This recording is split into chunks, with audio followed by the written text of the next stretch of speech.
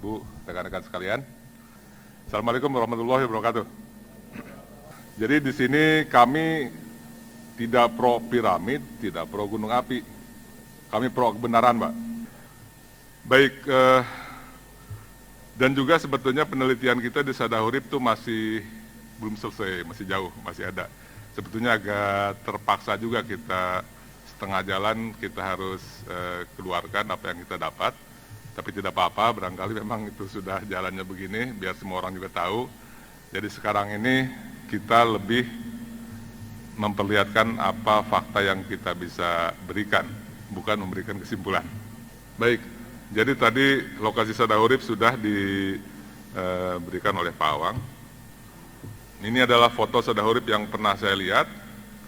Barangkali harus ada klarifikasi juga, ini yang menemukan pertama Sadahurip bukan dari TS itu ya. Itu yang menemukan salah seorang teman kita nih, yang sangat hobi dengan motocross, Mas Wisnu ini. Dia pertama yang kata Mas Wisnu itu dia sedang bermotocross dari arah Telaga Bodas ya ke arah Garut itu.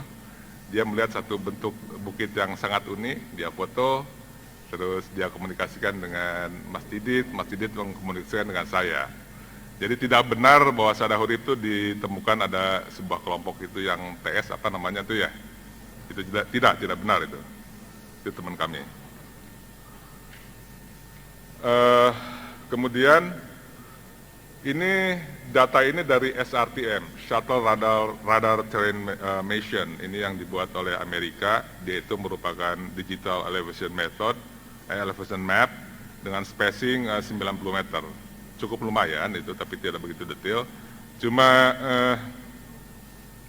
anehnya barangkali ya, uniknya di versi map ini Bukit Sadahurip itu demikian indah ya.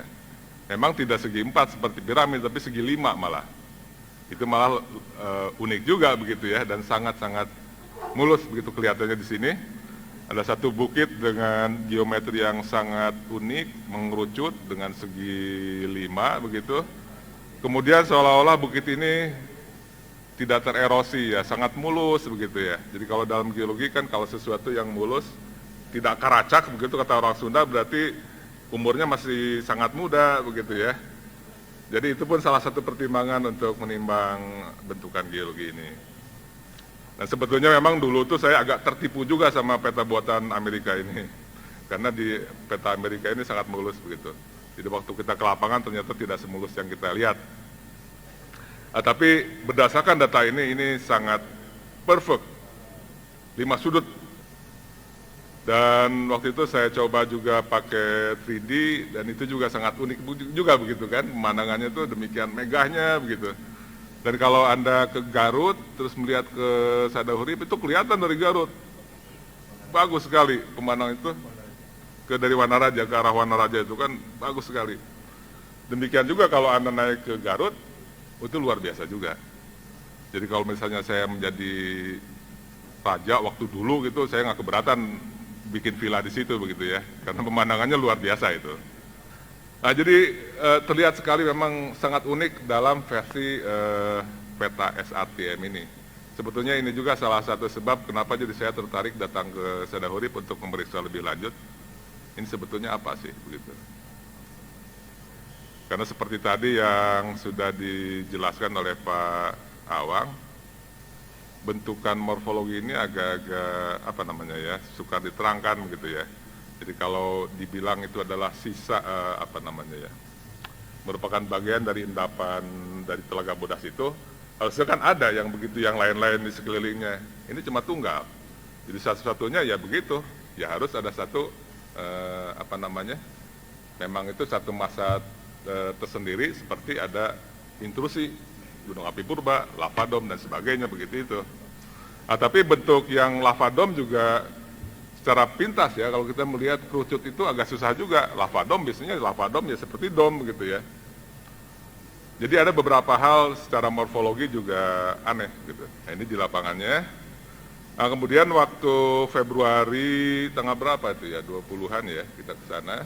Kemudian sebetulnya waktu itu lebih ya iseng-iseng lah ya, kita ada peralatan baru, kita coba sekalian tes, karena di sini ada gunung unik, kenapa tidak begitu ya? Nggak ada salahnya kan, nggak ada yang marah. Ya kita ke sana, kemudian kebetulan waktu itu ada beberapa orang dari TS yang ikut. Jadi nggak benar juga itu yang dibilang bahwa saya ikut survei dengan mereka. Mereka yang ikut survei dengan kita kebetulan, gitu ya. Nah ini kabel yang dibentang waktu itu, agak supersting. Kita pertama ini operatornya ini Pak Yayat, ini ahli geolistrik dari Geoteknologi LIPI ini ya. Bukan dari TS tapi dari Geoteknologi LIPI ini yang survei.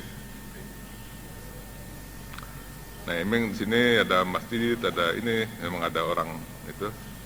Nah, lintasannya di situ. Jadi kita pertama kali membuat lintasan utara selatan dari arah Telaga Bodas ke arah utara sampai ke puncak, hanya setengah bukit. Dan hasilnya seperti yang tadi diinikan oleh Pak Awang. Ini sebetulnya mungkin Pak Awang dapatnya dari bocoran juga begitu ya. Jadi sebetulnya ribut-ribut yang Februari 2011 itu asal muasalnya adalah dari data kita yang bocor keluar, yang tidak kita kehendaki tapi bocor keluar. Ada yang membocorkan dari yang ikut survei, gitu. Meskipun kita tadi waktu itu sudah katakan bahwa ini jangan dibocorkan, karena ini belum bisa bilang apa-apa, hanya bilang keributan saja. Orang balik ini Anda nggak akan bisa mempertahankan apa-apa, begitu ya. Tapi karena keluar juga ya apa boleh buat.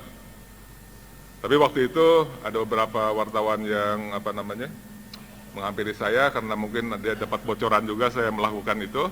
Dia minta wawancara, saya tolak, saya bilang tuh saya nggak mau lah terlibat sama gosip-gosip yang nggak karuan begitulah. Gengsi dong. Akhirnya jadi yang orang lain yang ribut-ribut. Jadi saya sih diam-diam saja. Menyangkut juga, kita kan tadi sudah presentasi Gunung Padang ya. Jadi sekarang terlihat bahwa sesuatu yang dianggapnya dulu mustahil, bahwa di zaman prasejarah itu bisa membuat monumen yang besar, itu kan sudah patah ya, sudah tidak benar, jelas itu. Gunung Padang itu monumen yang besar, didirikan 4.800 sebelum Masehi. Kurang apa lagi? Kalau misalnya dulu di Cianjur bisa buat satu monumen besar itu, masa Garut kalah? Bisa saja kan? Jadi artinya kita harus terbuka, open mind. Kita open mind, jadi kita betul-betul database ya, research base. Jadi kalau mau kita buktikan secara ilmiah, ya kita buktikan secara ilmiah juga, bertahap ya. Jadi, dan ada beberapa kesamaan yang saya lihat dari strukturnya tadi. Saya memang tidak terlalu menjelaskan, tapi kan saya perlihatkan saja. Jadi seperti yang tadi kan di Gunung Padang itu kan ada satu cekungan itu kan. Saya perlihatkan jelas itu kan cekungan di sekitar 100 meter dari puncak, yaitu di dekat tempat parkir. Di Sadahurip kan begitu juga. Terlihat jelas di geologik itu ada cekungan sekitar 100 meteran, 110 dari puncak. Apakah itu kebetulan atau itu kebetulan yang sama bahwa dulu membangun satu struktur di atas bukit itu harus cekung itu supaya stabil barangkali atau apa, kita tidak tahu kan. Tapi itu satu kesamaan yang sangat menarik menurut saya. Jadi saya pikir memang penelitian di Sadahurip pun perlu dilanjutkan sampai kita yakin betul apa isinya. Jadi barangkali ada pelajaran yang bisa kita renungkan.